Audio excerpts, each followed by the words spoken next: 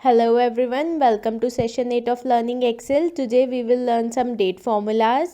तो आप accounting, taxation, finance किसी भी फील्ड में हो, these date formulas will be very relevant for you and very useful. तो चलिए let's start. तो दोस्तों लास्ट सेशन में हमने सीखा था कि कैसे हम अपनी डेट की फॉर्मेटिंग कर सकते हैं। आज के सेशन में हम कुछ डेट फॉर्मूलाज सीखेंगे। तो डेट फॉर्मूलाज हमें मिलते कहाँ पर है? रिबन में फॉर्मूलाज टैब में जब हम जाते हैं, नॉर्मली आप होम टैब में होते हैं, आप जब फॉर्मूलाज टैब में जाते हैं, यहाँ डेट एंड टाइम करके एक फंक्शन है, इसमें हमें सारे डेट एंड टाइम से रिलेटेड फॉर्मूलाज मिल जाते हैं। तो सबसे पहले हम देखते हैं कि गिवन डेट में से हम डे, मंथ एंड ईयर ये कैसे आइडेंटिफाई करते हैं। तो अगर मुझे ये एक डेट है, इसमें मेरे को देखना है कि ये कौन सा डे है, तो सिंपली हम डे का फॉर्मूला लगाएंगे, DAY, ब्रैकेट ओपन करेंगे, ब्रैकेट में अपनी डेट सिलेक्ट करेंगे और एंटर कर देंगे। तो ये मेरी आ गई सेकेंड डे। उसके बाद मेरे को मंथ आइडेंटिफाई करना है, तो हम मंथ का फॉर्मूला लगाएंगे, इसी डेट को सिलेक्ट करेंगे, ये मेरा आ गया फर्स्ट मंथ। अब मुझे सेम प्रोसेस से ईयर आइडेंटिफाई करना है, ये हमने ईयर आइडेंटिफाई कर लिया। तो अब हम देख सकते हैं कि ये second day of the first month 2020 ये हमारी डेट है। तो कुछ लोगों को लगेगा कि ये तो बहुत ही वेस्ट फॉर्मूला है, यहाँ से देख के ही पता लग रहा है कि ये 2 जनवरी 2020 है, तो हमें ये अलग अलग करने की रिक्वायरमेंट क्या है? तो इसका आंसर भी अभी आपको मिलेगा। तो अब अगर हम ये सारे सेम फॉर्मूला इधर भी लगाते हैं, तो मैं इन्हें कॉपी पेस्ट कर देती हूँ सिंपली फॉर्मूलाज को। तो अब देखिए ये क्या दिखा रहा है हमें? 12th day of 11th month 2019। अब जब हम इसे रीड करेंगे तो हम ऐसे रीड कर रहे हैं 2 जनवरी 2020 और फॉर्मूला में भी यही आ रहा है। लेकिन जब हम इस डेट को रीड करेंगे तो हम कैसे रीड करेंगे? 11 दिसंबर 2019, क्योंकि 11 है, फिर 12 है, फिर 2019 है। नॉर्मली हम इंडियंस इसको ऐसे ही रीड करते हैं, क्योंकि हमारी फॉर्मेटिंग नॉर्मली हर जगह ऐसे होती है। बट एक्चुअल में ये क्या है? ये 12 नवंबर है, 11 दिसंबर नहीं। तो इस डेट की जो फॉर्मेटिंग है, जो कि हमने सेशन 1 में भी सीखा था, कंट्रोल 1 प्रेस करके हम देखेंगे। ये देखिए इस डेट में MMDDYY फॉर्मेटिंग है, इसका मतलब मंथ पहले आ रहा है, डेट बीच में आ रही है और ईयर बाद में आ रहा है। तो कई बार ऐसा होता है कि डेट की फॉर्मेटिंग ऐसे सेट होती है और जब हम उसको रीड करते हैं तो हमें नहीं पता लगता कि उसकी फॉर्मेटिंग क्या है, क्योंकि नॉर्मली हम उसको ओपन करके भी नहीं देखते हैं। तो इस टाइप से जब हम डे, मंथ और ईयर का फॉर्मूला लगाएंगे तो हमें क्लियर हो जाएगा कि कौन सी इसमें डे है और कौन सा मंथ है। इसी टाइप से जब डे, मंथ एंड ईयर अलग अलग हमारे पास अवेलेबल हो तो हम उसको एक डेट में कन्वर्ट कर सकते हैं। हम यहाँ पे इक्वल टू डेट का फॉर्मूला लगाएंगे। इसमें सबसे पहले ये सिंटेक्स में बोल रहा है ईयर सिलेक्ट करें, तो हम ईयर सिलेक्ट करेंगे, then month and then day.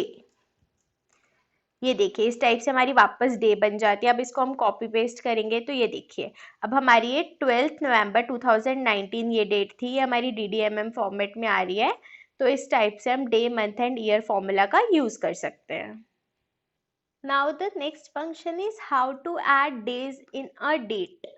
तो लेट्स से हम कोई भी प्रोडक्ट परचेज करते हैं, मैंने इसका ये एग्जांपल लिया है, इसके कोई भी अलग अलग एग्जांपल हो सकते हैं। लेट्स से हमने कोई एक हमारी परचेज डेट है, 23 मार्च को हमने कोई प्रोडक्ट परचेज किया है और 120 डेज का हमें उस पर ग्रेस पीरियड मिला है, जिसे हम क्रेडिट पीरियड भी कहते हैं। इसका मतलब आम लैंग्वेज में इसका मतलब होगा कि हम 120 डेज तक अगर पेमेंट कर देते हैं तो हमें कोई इंटरेस्ट नहीं पे करना पड़ेगा, उसके बाद पेमेंट करेंगे तो हमें इंटरेस्ट पे करना पड़ेगा। तो अब हम कैलकुलेट करना चाहते हैं कि हमारी ड्यू डेट ऑफ पेमेंट क्या है, मतलब कब तक हम इसकी पेमेंट कर दें कि हमें कोई इंटरेस्ट ना लगे। तो हम क्या करेंगे? सिंपली परचेज डेट में ये डेज ऐड कर देंगे, प्लस प्लस का फॉर्मूला लगाएंगे। नॉर्मली ये डेज हमारे परचेज डेट में ऐड हो जाएंगे और हम फॉर्मूले को नीचे भी कॉपी कर देंगे।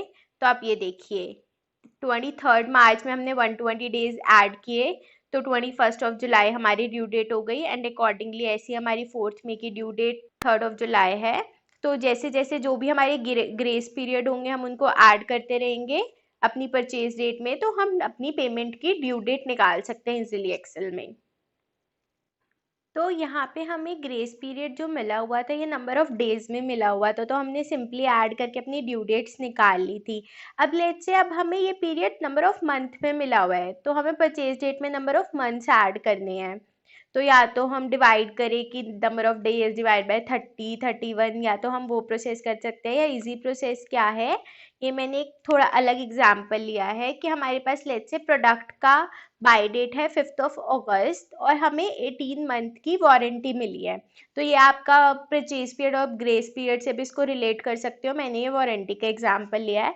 तो अब हम देखना चाहते हैं कि वो कौन सी डेट है जब हमें इसकी वारंटी एक्सटेंड करानी है, या फिर कब तक हमारी प्रोडक्ट खराब हो जाती है तो वो वारंटी पीरियड में कवर है। तो इसके लिए हम कैसे कैलकुलेट करेंगे, हम एक फॉर्मूला यूज करेंगे जो कि है ई डेट। तो आप ई डेट टाइप करेंगे, ब्रैकेट ऑन करेंगे, तो यहाँ देखिए सबसे पहले क्या पूछ रहा है, स्टार्ट डेट। तो हम अपनी स्टार्ट डेट सिलेक्ट करेंगे और फिर मंथ्स, तो हमारे नंबर ऑफ मंथ्स हैं वारंटी के, जो हम वो मंथ की सेल सिलेक्ट करेंगे और अब ब्रैकेट क्लोज कर देंगे। तो ये देखिए ये हमें बता रहा है कि 5th ऑफ फरवरी 2021 तक हमारी वारंटी है। तो अगर हमें वारंटी एक्सटेंड करानी है तो इस डेट के बाद करानी है, या फिर प्रोडक्ट ठीक हो सकती है तो इस डेट तक हो सकती है।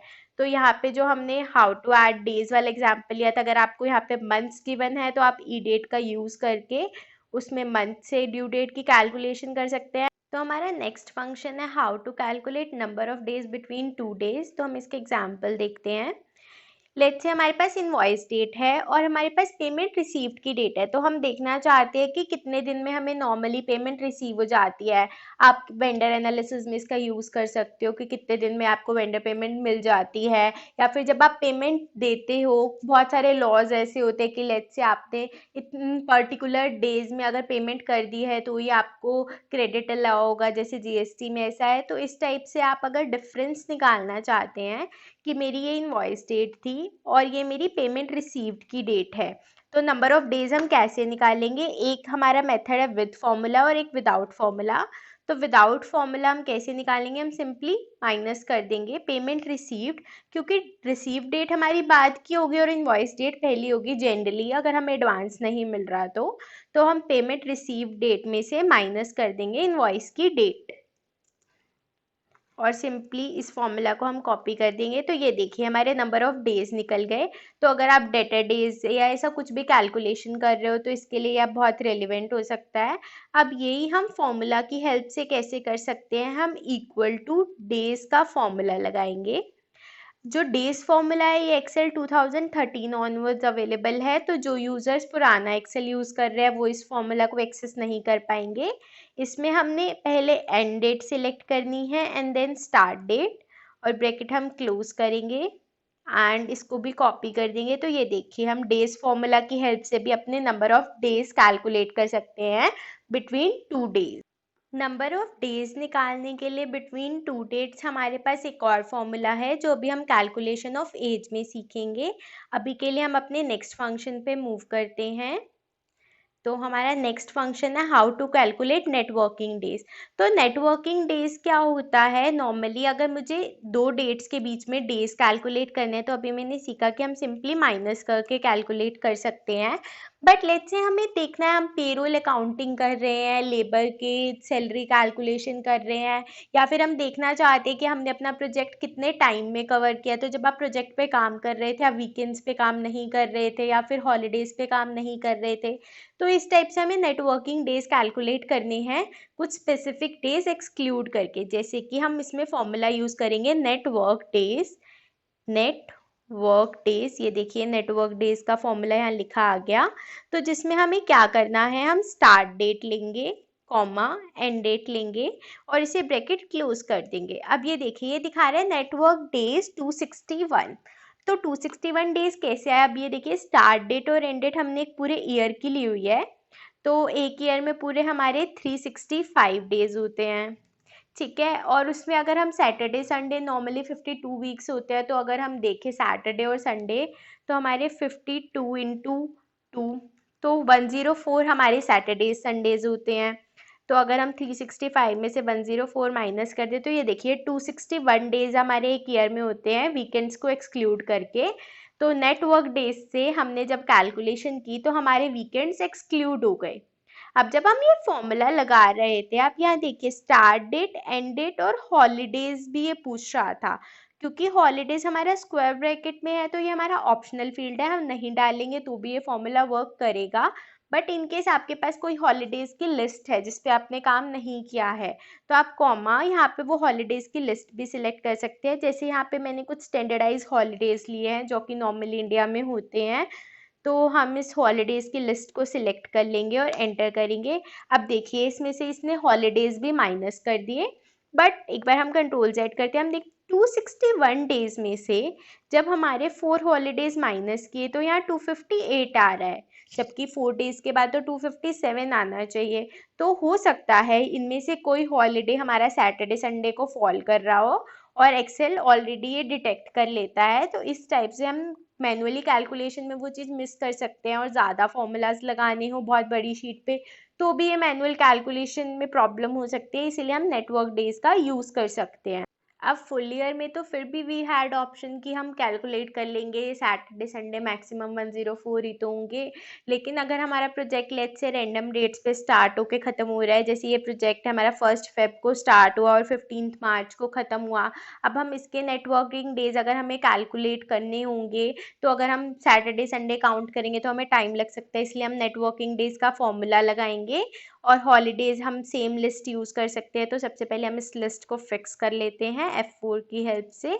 अब हम इसको फंक्शन को कॉपी पेस्ट कर देंगे, तो ये हमारा फॉर्मूला कॉपी हो गया। तो ये देखिए हमारे इन दोनों डेट्स के बीच में नेटवर्किंग डेज कैलकुलेट हो गए, और हमारी हॉलीडेज लिस्ट हमने फिक्स कर ली। F4 की हेल्प से हम सेल्स को फिक्स करते हैं, इसीलिए फॉर्मूला हमारा ऐसे कॉपी हो गया।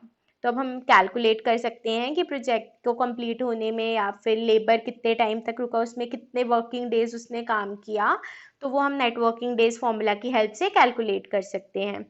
अब हो सकता है कि आप किसी ऐसी ऑर्गेनाइजेशन में काम कर रहे हो जहाँ सैटरडे संडे ऑफ ना होके कोई और 2 वीक्स ऑफ होते हो, या किसी ऐसी कंट्री के लिए काम कर रहे हो, तो इस केस में हम कौन सा फॉर्मूला यूज़ कर सकते हैं?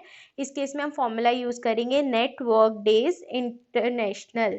networksdate.intl ये फॉर्मूला है, इस केस में हम ये वाला फॉर्मूला यूज़ करेंगे। तो देखिए इस फॉर्मूला में हम सबसे पहले स्टार्ट डेट लेंगे, फिर एंड डेट लेंगे, फिर यहाँ पे एक ऑप्शन है ये वीकेंड का। तो ये ऑप्शन क्या है, ये देखिए हमारी पूरी लिस्ट खुल जाती है जब हम ये ऑप्शन पे जाते हैं। तो आप सिलेक्ट कर सकते हैं कि आपका कौन सा वीकेंड टाइप है। 1 का मतलब सैटरडे संडे, 2 का मतलब संडे मंडे, 3 का मतलब मंडे ट्यूसडे, या फिर सिर्फ अगर आपका सिर्फ सैटरडे ऑफ होता है, सिर्फ संडे ऑफ होता है। लाइक ये 11th ऑप्शन अगर हम लेते हैं, किसी ऑर्गेनाइजेशन में सिर्फ संडे ऑफ है, तो हम यहाँ पे 11 सिलेक्ट करके ब्रैकेट क्लोज कर सकते हैं। तो ये 313 डेज आ गए। यही हम 1 सिलेक्ट करते जिसका मतलब सैटरडे संडे था, तो ये हमारे 261 डेज ही आ जाते। तो इस टाइप से नेटवर्क डेज इंटरनेशनल का यूज़ करके आपका जो भी आपका वीकेंड रेलिवेंट होता है आपके ऑर्गेनाइजेशन के लिए, आप वो सिलेक्ट करके इस फॉर्मूला को कॉपी कर सकते हैं। अब हम नेक्स्ट फंक्शन सीखेंगे calculation of age. Calculation of age किसी पर्सन की भी हो सकती है, किसी एंटिटी को आप पता लगाना चाहते हैं कि कितना टाइम हो गया, आप उसके लिए भी ये फंक्शन यूज़ कर सकते हैं। तो यहाँ एग्जांपल मैंने लिया है, किसी की डेट ऑफ बर्थ है 4 सितंबर 1994, और आज की डेट तक जो कि है 4 जुलाई, हम देखना चाहते हैं कि उस पर्सन की एज क्या है, कितने ईयर्स कितने मंथ्स। तो हम यहाँ पे एक फॉर्मूला यूज़ करेंगे डेटेड इफ। तो आप ये देखिए एक फॉर्मूला के साथ एक अजीब चीज़ आपको दिखाई देगी। नॉर्मली हम जब भी कोई फॉर्मूला लगाते हैं, हमें यहाँ पे सिंटेक्स दिखता है कि हमें पहले क्या सिलेक्ट करना है, स्टार डेट, एंड डेट, या जो भी फॉर्मूला होता है। बट यहाँ हमें कुछ शो नहीं हो रहा क्योंकि ये एक हिडन फॉर्मूला है एक्सेल का, और ये नॉर्मली अगर आप फॉर्मूला टैब में जाके भी देखेंगे तो ये आपको नहीं मिलेगा।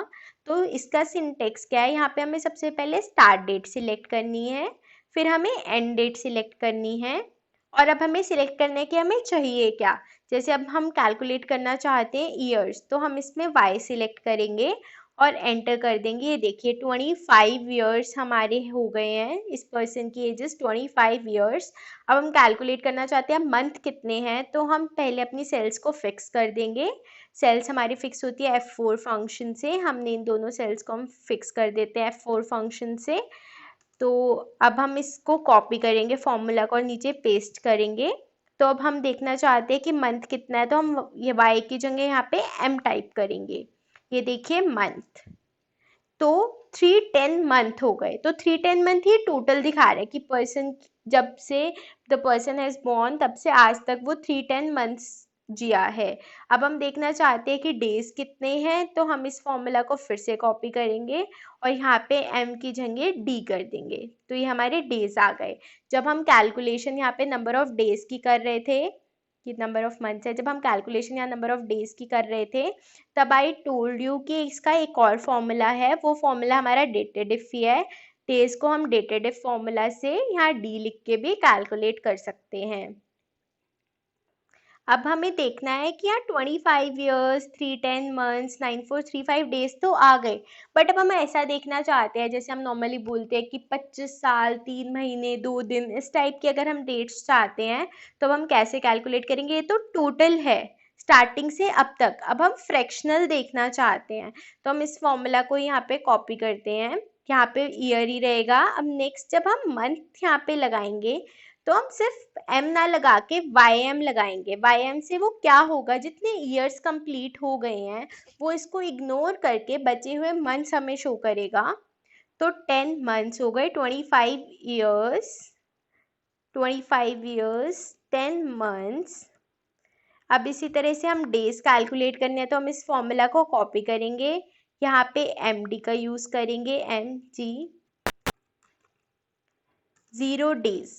तो यहाँ पे हमारा 0 डेज क्यों आया, क्योंकि डेट 4th ऑफ सितंबर है, आज भी डेट 4th है, तो एग्जैक्ट पूरे 10 मंथ्स हमारे कवर हो रहे हैं। अगर हम इस डेट को लेट से 14th कर देते हैं तो ये देखिए 25 ईयर्स 10 मंथ 10 डेज। इस टाइप से हम ईयर मंथ्स एंड डेज निकाल सकते हैं, टोटल भी और डिफरेंस भी निकाल सकते हैं। और आप कॉनकैटिनेट फंक्शन का यूज़ करके, जो कि हमने पिछली क्लासेस में कवर किया, आप एक लाइन भी बना सकते हो, this person has completed 25 years 10 month and 10 days of his life, या फिर एंटिटी के लिए भी आप ये फंक्शन यूज़ कर सकते हो। अब next we will learn about due dates. तो हमने अभी सीख लिया कि कैसे हम डेज ऐड करके डेट्स निकाल सकते हैं, मंथ्स ऐड करके डेट्स निकाल सकते हैं। अब लेट्स से हमारे पास, हम सबसे पहले एंड ऑफ मंथ की बात करेंगे, हमारे पास डेट्स गिवन है और हमारी जो ड्यू डेट होती है वो हर इस मंथ की जो भी डेट्स गिवन है इसकी एंड पे होती है। जैसे अगर 4 सितंबर को कुछ हुआ है तो उसकी ड्यू डेट हमारी 30 सितंबर होगी, एंड ऑफ द मंथ। तो इसके लिए हम क्या फॉर्मूला यूज करते हैं, EO month equal to EO month. इस फॉर्मूला का आप यूज करोगे, यहाँ पे आप स्टार्ट डे सिलेक्ट करोगे, यहाँ पे स्टार्ट डे हमने सिलेक्ट कर ली, कॉमा मंथ पूछ रही है। अब हमें, अगर हम इसमें मंथ कर देंगे तो ये उस मंथ को ऐड कर देगा इस डेट में, बट हमें कोई मंथ ऐड नहीं करना, हमें सिर्फ एंडिंग डेट चाहिए। तो ये देखिए ये हमारी एंडिंग डेट आ गई 30 सितंबर। अगर मैं यहाँ पर 1 लिखती तो ये इस मंथ की एंडिंग डेट में एक और मंथ ऐड करके मुझे देता, जो कि है 31 अक्टूबर। तो इस टाइप से आप यहाँ पे 0 लिख देंगे, ये आपको मंथ एंड की डेट मिल गई। इस फॉर्मूला को हम कॉपी कर देंगे, तो ये देखिए हर मंथ की हमें एंडिंग की डेट्स मिल गई। तो अगर आपकी कोई भी ड्यू डेट्स, आपके पास डेट्स हैं और ड्यू डेट्स आपकी एंड ऑफ द मंथ में होती है, तो आप ईओ मंथ फॉर्मूला का यूज करके अपनी ड्यू डेट को कैलकुलेट कर सकते हैं। अब लेट्स से आपका बिगिनिंग ऑफ द मंथ में ड्यू डेट है, ड्यू डेट हमारी है बिगिनिंग ऑफ द मंथ में, तो हम सिंपली दोबारा से ईओ मंथ फॉर्मूला का यूज करेंगे और स्टार्ट डेट को सिलेक्ट करेंगे। बट अब ईओ मंथ तो हमें लास्ट की डेट देता है, हम बिगिनिंग की कैसे लाएं, तो हम यहाँ पे -1 करेंगे।